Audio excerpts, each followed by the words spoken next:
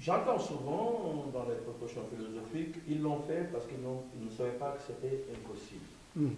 Mais on peut dire aussi, parce qu'ils savent que ça a été possible avant, ils vont le faire. C'est l'unité. L'unité de l'Afrique a été chantée tout le temps. Et donc, c'est justement parce qu'il y a un manque, on en parle.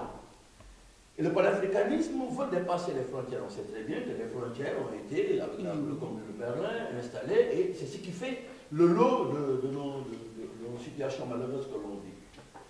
Et pourtant, on sait qu'il y a eu des espaces communs, grands. Et dans la tête des Africains, il est impossible qu'on fasse une Afrique parce qu'il est impossible qu'on soit unis. Regardez autour de la table, heureusement qu'il y a nos frères mauritaniens, mais on nous a coupé de l'Afrique, qu'on dit l'Afrique noire, hein, les Maghrébins qu'on appelle arabes. C'est-à-dire, ils ne font pas partie de l'Afrique, dans notre imaginaire de l'Afrique noire.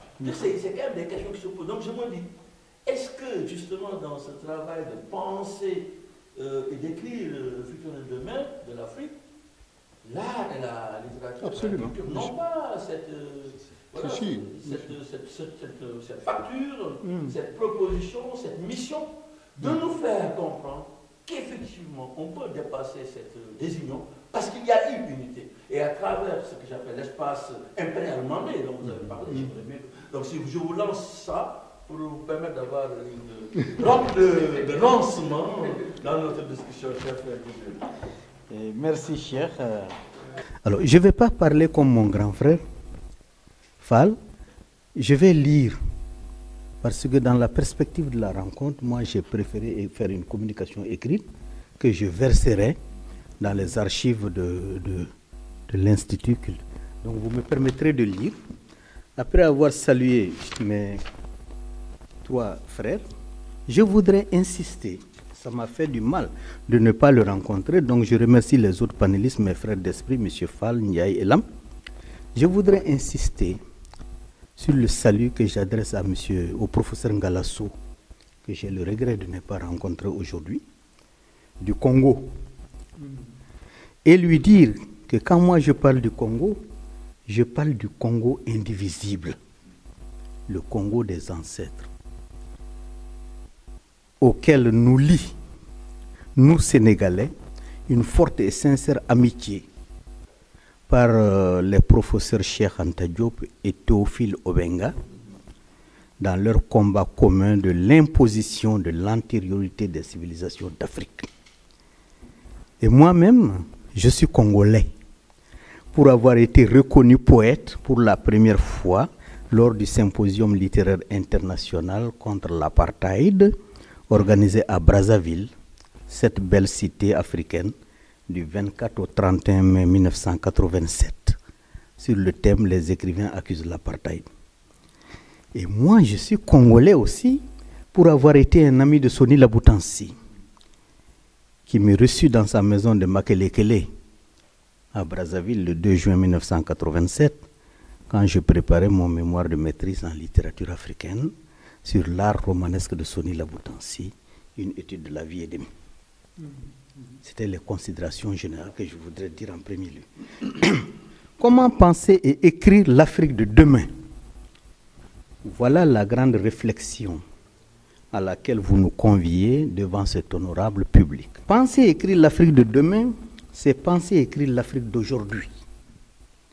Car, nous dit le Guinéen Djibril Tamsir Niane, le monde est vieux, mais l'avenir sort du présent.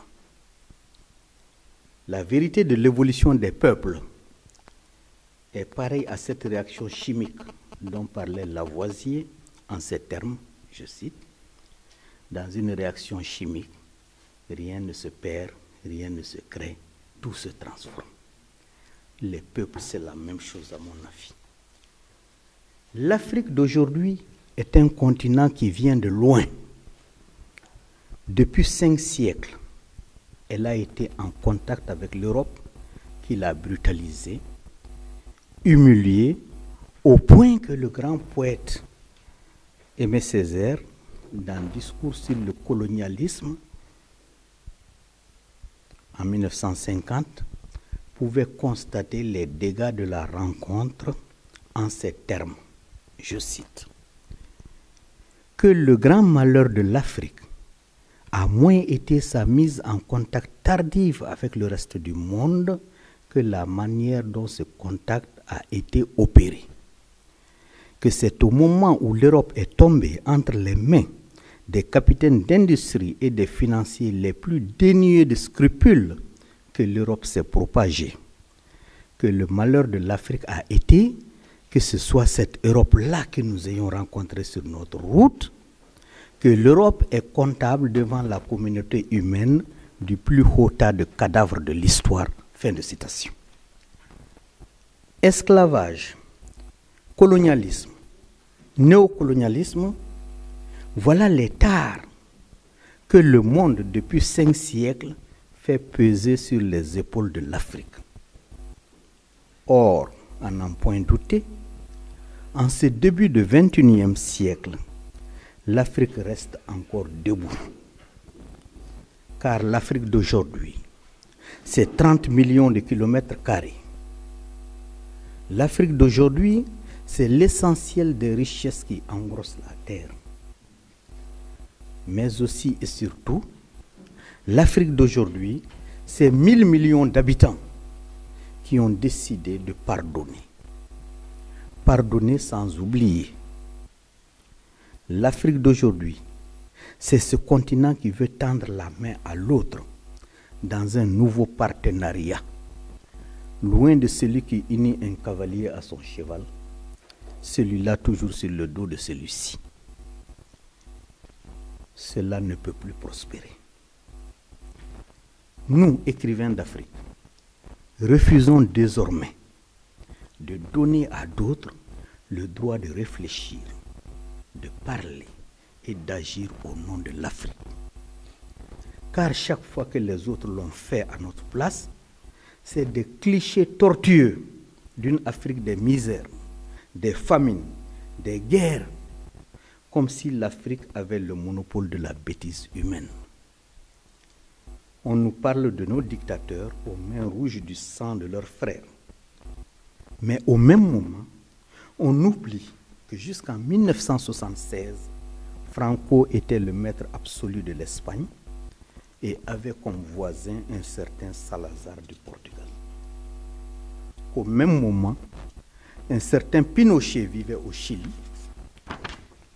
tandis qu'un certain Ceausescu se pavanait en Roumanie. On oublie le sang versé sur les terres de Yougoslavie après le maréchal Tito.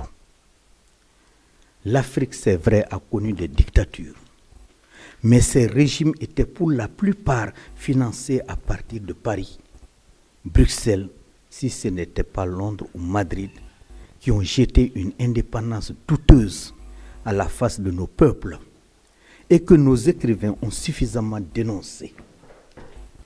Dans les soleils des indépendances en 1968, l'Ivoirien Amadou Kourouma dit de ces libérations, je cite, « Comme une nuée de sauterelles, les indépendances tombèrent sur l'Afrique. » Fin de citation. Et son frère Soni Laboutansi du Congo, de renchérir dans la vie et demi en 1979, je cite, « L'indépendance, ça n'est pas costaud. » Fin de citation. C'est dire qu'en tant qu'écrivain, nous avons conscience, suffisamment conscience de notre devoir de témoin de notre époque, mais aussi de notre devoir de porte-parole de nos peuples. Et c'est à ce titre que nous voulons aujourd'hui une nouvelle littérature capable de dire l'Afrique des beautés transgressées parce que reléguées au second plan de la grande civilisation mondiale. Mesdames, Messieurs, l'Afrique depuis 1960 est aussi un chantier de gloire ignoré. Parmi ces gloires, l'Organisation de l'Unité africaine, qui pendant 38 ans, de 1963 à 2001, de combats acharnés, a libéré nos 30 millions de kilomètres carrés, a fait du dialogue africain la base de la pacification de l'espace. On n'en parle pas toujours. Mais 32 chefs d'État, chacun ayant arraché des mains étrangères la portion de terre qui appartenait à ses pères, ont du 22 au 25 mai 1963 pris conscience de la fragilité d'une Afrique divisée et ont scellé l'union sacrée pour la défense de la terre ancestrale. Quelles que soient aujourd'hui les erreurs commises par les uns et les autres, ces chefs d'État et de gouvernement constituent la liste de nos justes et doivent être chantés par nos lettres. Ils ont sauvé l'Afrique du désastre de la bipolarisation du monde d'après Seconde Guerre mondiale.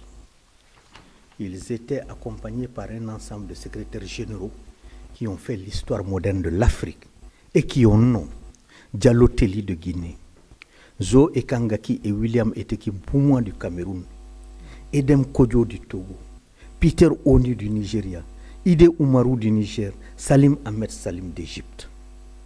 Voilà une partie de la liste de nos héros modernes que nous devons saluer dans nos poèmes, nos pièces de théâtre et donner ainsi à la jeunesse africaine des noms de référence sûrs.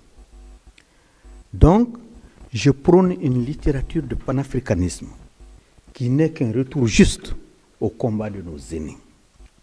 Ce panafricanisme date de William Edgar Dubois, mon frère l'a rappelé tout de suite, jeune noir américain qui, dans les rues de sa ville natale, en pleine période ségrégationniste, criait en 1890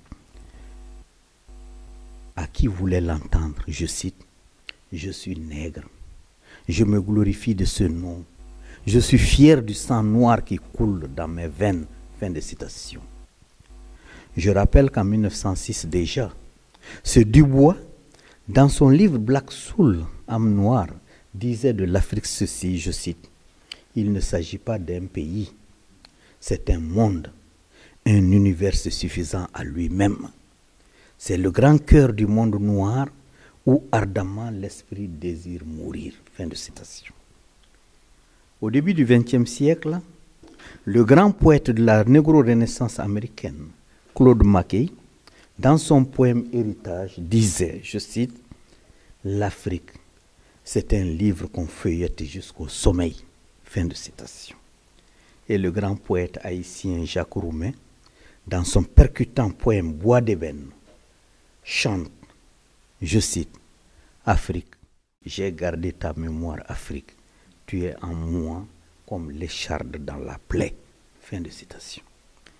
C'est pourquoi, depuis une vingtaine d'années, je prône que chaque intellectuel prenne l'étiquette écrivain africain du Sénégal ou de Centrafrique, selon qu'il soit originaire d'un pays africain, médecin africain du Cameroun ou du Zimbabwe, avocat africain de Tunisie ou d'Angola, afin qu'au finish, une seule étiquette nous unisse à jamais, Africain 2, qui est une revendication légitime d'appartenance à ce grand continent, mais aussi un engagement à servir l'humain en son nom. Ainsi, mesdames, messieurs, flagellerons-nous les frontières héritées de la colonisation, véritables barrières plantées sur nos cœurs. Nous parlerons ainsi de l'étroitesse de nos États virus, car nous sommes des Africains. Nous sommes de la race dont l'empreinte pavoise toutes les terres invariables de la terre des hommes. Nous nous battrons aussi avec nos plumes, crevant la virginité de nos pages blanches pour plus de liberté pour nos peuples et pour tous les fils d'Adam. Plus de considération pour la femme africaine et pour toutes les femmes. Plus d'amour pour l'enfant d'Afrique. Plus de fraternité entre tous les hommes sur toutes les terres de la terre. Nous nous battrons pour l'avènement de la civilisation de l'universel dont parlait notre respectable compatriote Léopold Sédar Senghor. Seul gage d'un monde de paix, que dis-je, d'un retour au paradis terrestre en faveur de tous les fils d'Adam, paradis perdu depuis le crime que par notre couple ancestral perpétré au début des débuts. Voilà ce que doit être ma plume, voilà ce que sera ma plume. Je vous remercie.